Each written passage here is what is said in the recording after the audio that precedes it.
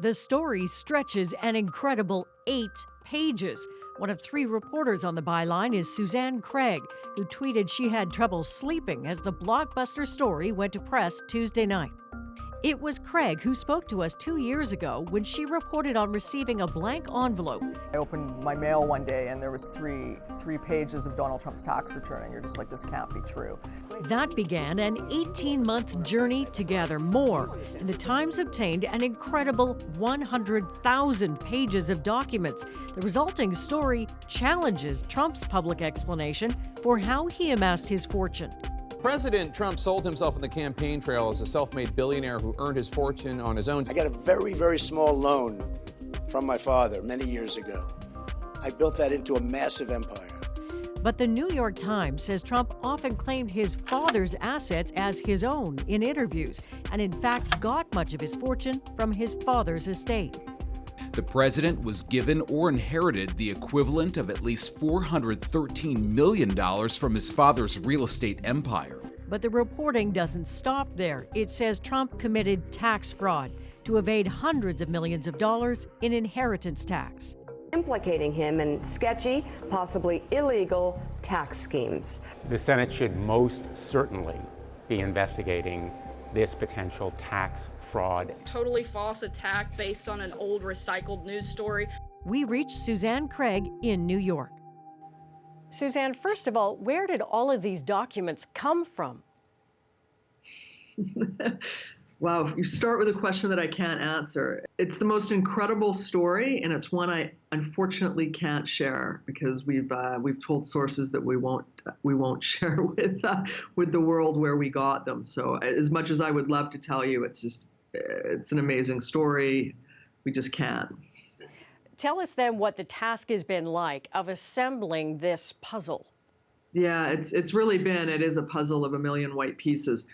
We started to dig, and the first thing we did was we looked into 2004, which would have been what flowed onto the 2005 tax return. We noticed that year that there was the sale of his father's empire. His father had died in 1999, Fred Trump, one of the most prolific post-war builders in the U.S., incredibly wealthy man, had sold his empire. What we started to do is we started to look just at all the underlying real estate documents we could get on the sale, and we just started to pull, and we found trusts that Fred Trump had set up for his children, and we started to just piece together all the ways that that Fred Trump was getting money to his children just through this real estate. I wonder, as a journalist, when I read that first line, and it says you're accusing a sitting president of committing outright fraud. As a journalist, when you see that show up with your byline, what's your reaction to the weight of what you have just written?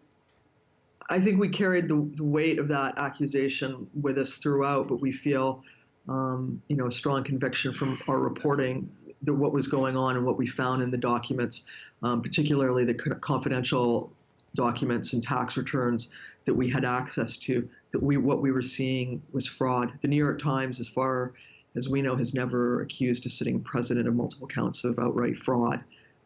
So it was no small matter for the paper to do it. And it was based not on what experts were saying. We certainly talked to a lot of experts. It was based on what we were seeing through the tax returns and documents that we had. You know, you live in the United States, you cover Donald Trump. You know as well as anyone that the people's views on him seem to be remarkably firm, intractable. What impact do you expect this story to have?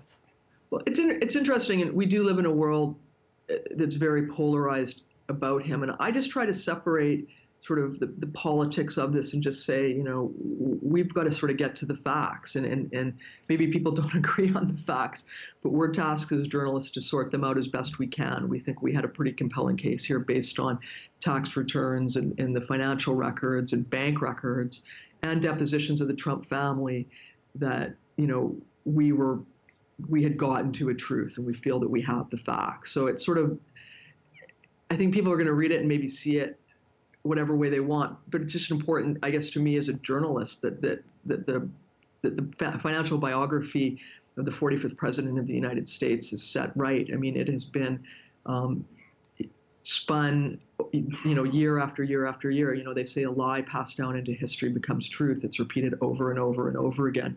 And then suddenly it's accepted as fact. And that's what happened with Donald Trump. It's just incredible how many inaccuracies exist in the biography that he has spun, and reporters, including, this paper over the years, has repeated as fact. And I hope that this reporting sets that track straight. Susanne, thanks for your time. Thank you.